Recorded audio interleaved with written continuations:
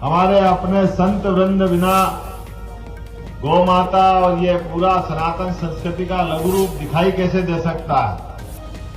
कोई काम अधूरा अगर रहे और संत आ जाए तो भगवान भी उसको पूरा मानते हैं। ऐसे सारे संतों के लिए जोरदार अभिनंदन करें। संत स्वामी अभिदानंद जी महाराज, ऋषभ देवानंद जी महाराज, हरिओम आनंद जी महाराज, जनार्दन महाराज।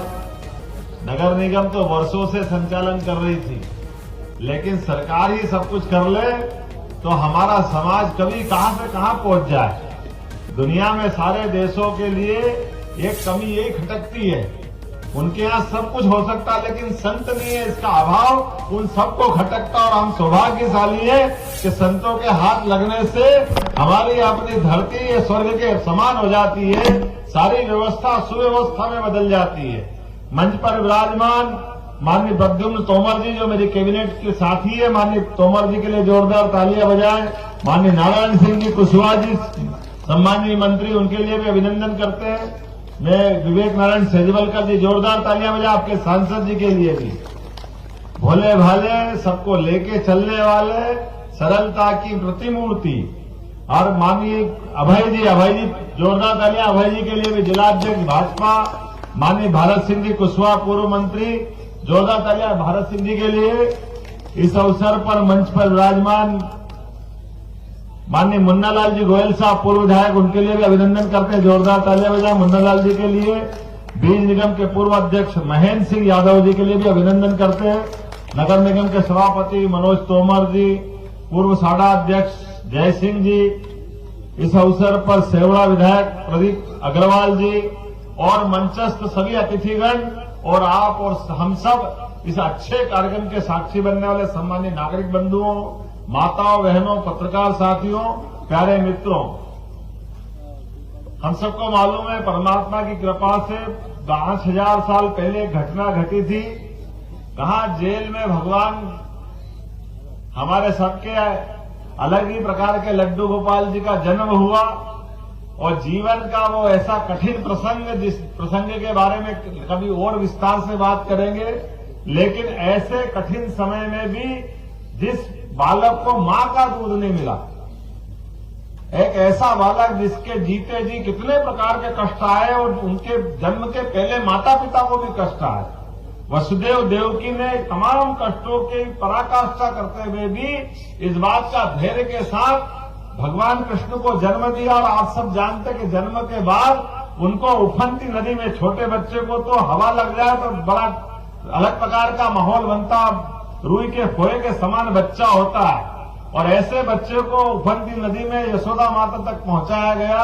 और हम सब जानते हैं कि यशोदा मां ने जो लालन पालन किया, माता देवकी ने जन्म दिया, लेकिन उस जन्म दिए बालक का सच्चे अर्थों में पालन पोषण हुआ तो गौ माता के माध्यम से हुआ। इसी कारण से हम सब उनको गोपाल कृष्ण करके भी बुलाते हैं, जिनके जीते जी मां के दूध के समान पालन पोषण करने में अगर कोई समकक्ष है तो गौ माता ही है। गौ माता से बढ़कर कौन है? इसीलिए हमारे यहाँ सारे लोगों की मानसिकता रहती कि वो सब देवी देवता पूजे, लेकिन अगर देवी देवता पूजना और 33 करोड़ देवी देवता पूजना तो गौ माता को पूज लो, अपने आप 33 करोड़ देवी देवताओं की पूजन हो जाती है। उसके बढ़कर कोई कुछ नहीं हो सकता। और ये दुनिया के अंदर केवल एकमेव भारत, और भारत से संबंधित जो बाद में अलग हो गए, लेकिन अपने उस सनातन संस्कृति के अखंड भारत में ही ये वर्तमान की देसी गौ माताओं का स्वरूप दिखाई देता है। और गौ माता भी कितने प्रकार की, कोई कल्पना कर सकता है? देसी गौ माताओं का प्रकार, जो जिस प्रकार के क्षेत्र में रहते हैं, मां ने उस रूप का धारण कर लिया, स्वरूप अपना।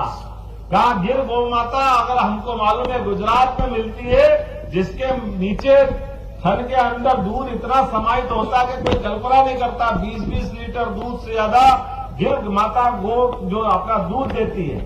और नागौरी माताओं से निकलने वाले बछड़ों की पहचान हमारे खेत के अंदर हल के ऊपर हाँकने में ध्यान में आता है। पहाड़ की गौ माताएं अपना अलग रूप ले लेती है। और थार, साहिवाल जातियां अगर देखे तो गौ माताओं का, देसी गौ माताओं का, और अपने जाने अनजाने ब्राजील दूध के मामले में माना जाता कि दूध की राजधानी है, लेकिन अगर ये देसी गायों का इतिहास देखें तो ब्राजील में अगर गायों का इतिहास अगर उनने दूध के माध्यम से दूध क्रांति की है तो वह अपनी गिर गायों के माध्यम से की। हमारा माल दूसरा खाकर आनंद कर रहा है और दुर्भाग्य से हमारे यहाँ ये इस बात का कहीं मूल्यांकन नहीं हुआ, उसका दुष्परिणाम हम सब देख रहे हैं। ये जाने अनजाने जो एक हमसे गलती हुई, जर्सी गाय लाओ और दूसरे प्रकार की गाय लाओ, हमारा वंश बिगाड़ने का पाप हमसे जो हुआ है, ये पाप की कीमत बहुत लंबे समय तक भारत ने चुकाई।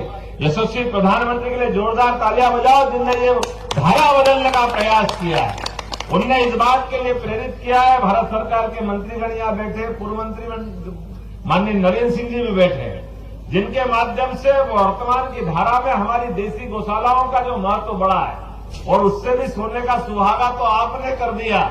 इस नगर निगम में महाराज ने कदम बढ़ाया। नगर निगम के माध्यम से मैं जानता हूं कि सरकार की व्यवस्था से